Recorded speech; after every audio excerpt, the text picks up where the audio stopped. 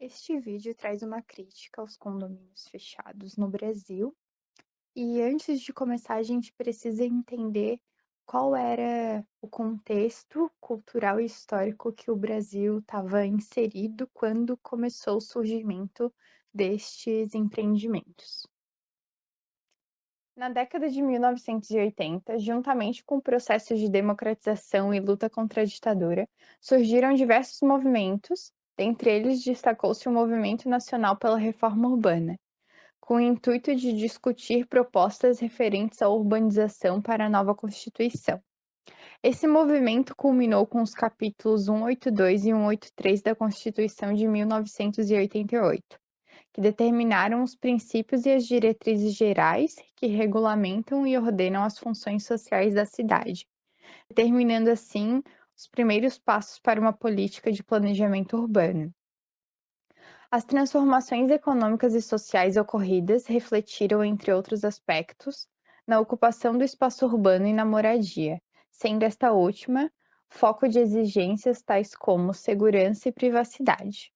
Ao mesmo tempo, a ordem capitalista vigente transformou o solo em mercadoria, propiciando um terreno fértil para a busca e o investimento nos novos modelos habitacionais denominados loteamentos fechados. Antes de tudo, precisamos entender a função social da propriedade, prevista em lei. O artigo 5º da Constituição de 88 traz logo após a garantia do direito de propriedade o inciso que impõe uma limitação a esse direito, falando que a propriedade deve atender à sua função social. A função social consiste na utilização da propriedade, urbana ou rural, em consonância com os objetivos sociais de uma determinada cidade. A função social impõe limites ao direito da propriedade, para garantir que o exercício deste direito não seja prejudicial ao bem coletivo. Significa o quê? Que uma propriedade rural ou urbana não deve atender apenas aos interesses do seu proprietário, mas também ao interesse da sociedade. Outra lei que cabe ser destacada é a Lei nº 10.257, denominada Estatuto da Cidade, que regulamenta os artigos 182 e 183 da Constituição de 88. Estabelece as diretrizes gerais da política urbana, normas de ordem pública e interesse social, que têm por objetivo ordenar o pleno desenvolvimento das funções sociais da cidade e de propriedade urbana, em prol do bem coletivo, da segurança e do bem-estar dos cidadãos, bem como o equilíbrio ambiental.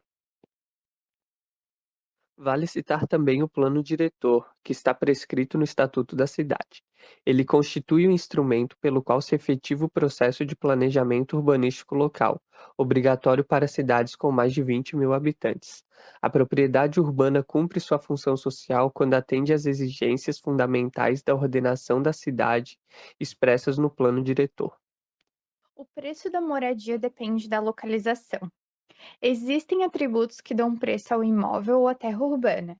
O serviço de água, de esgoto, serviços de iluminação pública, acesso ao transporte, acesso a escolas, a serviços privados, ter perto da casa uma rede de abastecimento, serviços de saúde, de educação. Tudo isso forma o preço da moradia urbana. Há uma disputa acirrada em torno dos imóveis mais bem localizados, que geram uma renda diferencial, em geral especulativa.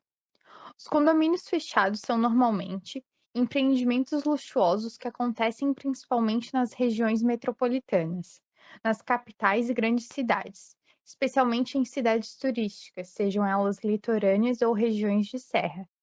Este modelo de habitação estabelece novas relações entre a cidade e seus habitantes e contribui para o enfraquecimento da cidade como espaço coletivo e espaço público. Constata-se que tais empreendimentos são juridicamente ilegais e urbanisticamente desfavoráveis. A cidade é privatizada e estimula a autossegregação e a exclusão social. Promove rupturas onde são instaladas, atuando como um obstáculo à livre circulação dos cidadãos, impedindo a troca cultural, a interação entre as classes sociais, sobretudo naqueles condomínios que possuem como caráter o luxo e a autossuficiência. Todas as ruas e a área pública e verde de cada loteamento e o parcelamento do solo são públicos. As ruas são públicas. Ela não pode estar murada e impedir qualquer pessoa de entrar nessas áreas e ruas. No entanto, o loteamento fechado se tornou uma regra no país inteiro. O lote do loteamento fechado é o produto mais lucrativo do mercado imobiliário nos últimos anos. Então, ele se impôs sobre a lei. É assim que a gente convive com a legislação.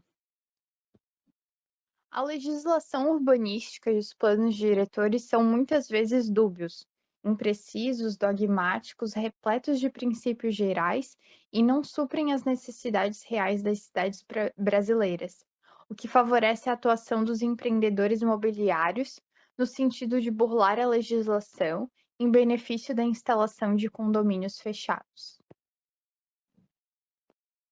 Sendo assim, os condomínios fechados, além de burlar a legislação urbanística brasileira, são responsáveis por graves impactos de vizinhança e processos de autossegregação e exclusão social.